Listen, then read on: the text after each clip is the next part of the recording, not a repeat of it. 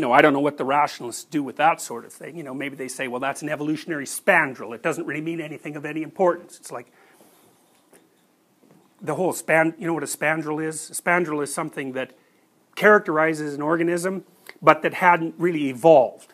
It just more or less happened. So you can't say that it has a function. It's like a side effect of something else. And one of the great tricks of rationalist evolutionary thinkers is that they call anything that a biological organism manifests that they can't account for rationally a spandrel. And it's a pathological trick. And you certainly can't do that with something like religious experience. I mean, you just have to be a dolt to think that. I can give you an example. So, obviously, part of what's happening in religious phenomenology is dominance, hierarchy, perception gone mad, in a sense. So, so imagine that there's a hierarchy of people and that you're hardwired to admire those at the top. Well, obviously, right? I mean, what percentage of magazines sold do you suppose are about celebrity culture? It's like 50%? So like primates like us, we like to gaze at high status primates. And if you take, I think they're vervets, and you figure out the vervet hierarchy and you show low status vervets photographs of high status vervets, then they'll spend a lot of time looking at them. So part of what I'm trying to suggest here is that part of what religious phenomenology is the inbuilt sense of awe that we have when we gaze up a hierarchy and we see what's at the top. And it's not that long since we had monarchies. And in many societies, you weren't even allowed to look at the king. That was certainly the case in Japan, where, the emperor would be surrounded by shoguns. Shoguns, I think that's right. And they were authorized to kill anyone who got out of line. They just chopped them up with their swords. And any bit of being out of line was enough.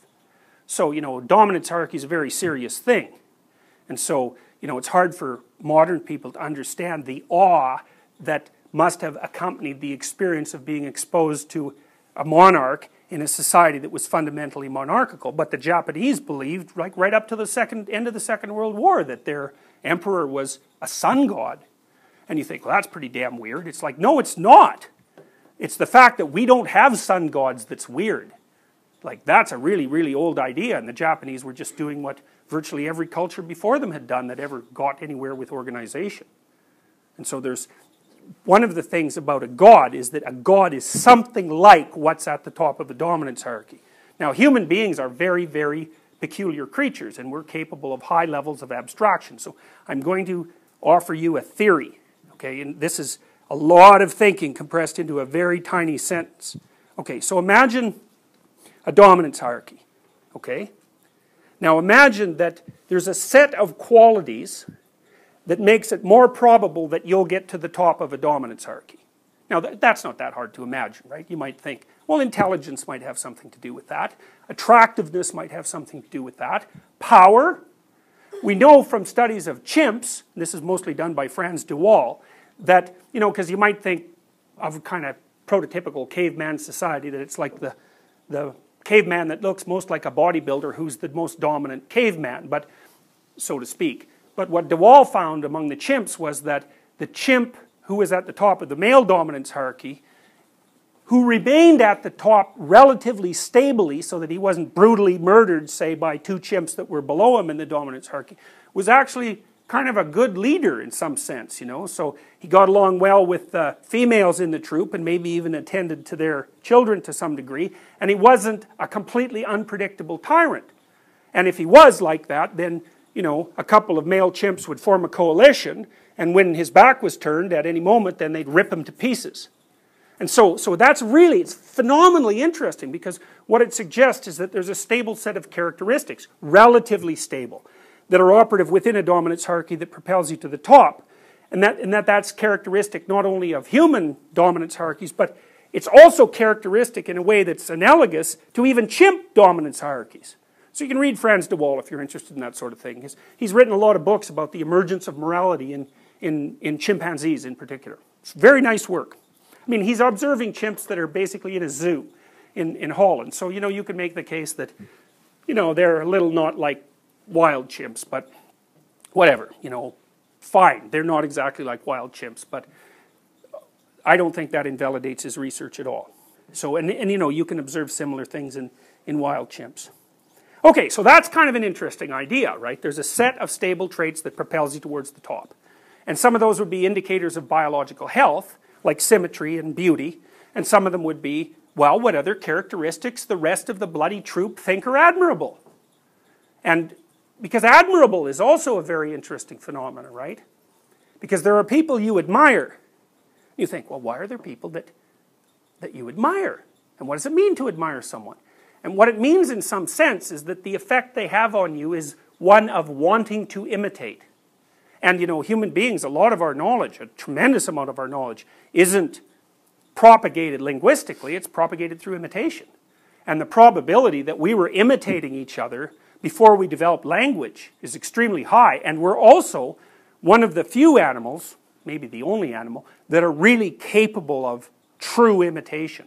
And it's a major league advance in terms of the transformation of information, because what it means is you can go out there and half kill yourself learning how to do something and stumble back into the tribe and recover, and then I can just watch you and embody what you did, and poof, I've got the damn information, and you know, I didn't have to expose myself to dragons and all sorts of other horrible things that were out there in the unknown.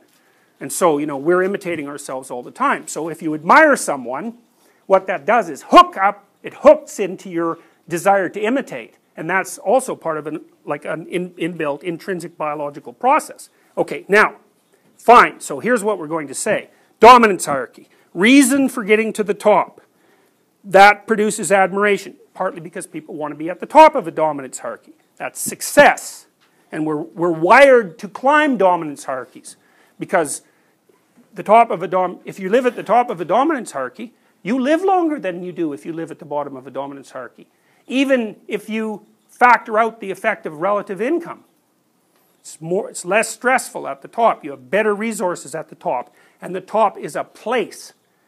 Right? Because it's been around for 400 million years. It's a place. It's like a conceptual place in a sense, or it's a place that's the emergent property of social organization. But it's a place. And it's a place where people want to go. Okay, you got a dominance hierarchy. Someone gets to the top, you admire them. All right. But that's not exactly what human beings are like. First of all, there isn't one dominance hierarchy. There's hundreds of the bloody things, especially as society becomes complex. There's a radically variegated realm of dominance hierarchies, right? And so, then you might ask yourself,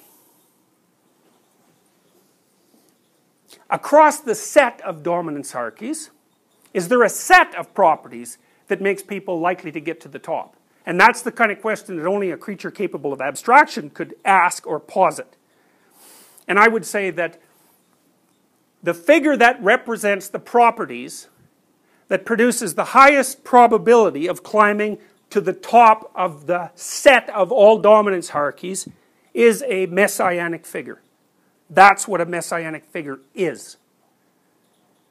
So, and it's a kind of abstraction. It says, because of course, obviously a messianic figure is an ideal, right?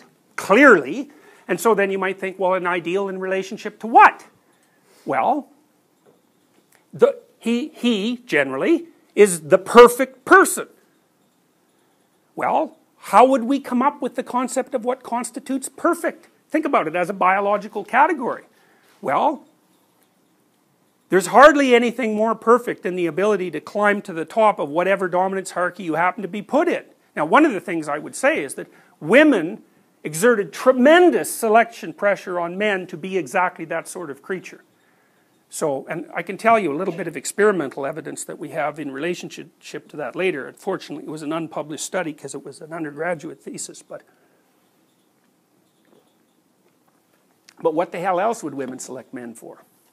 If they had any sense. You know, you want to select a partner. Because, you know, you've heard the idea of hypergamy, right? Women mate across or up dominance hierarchies.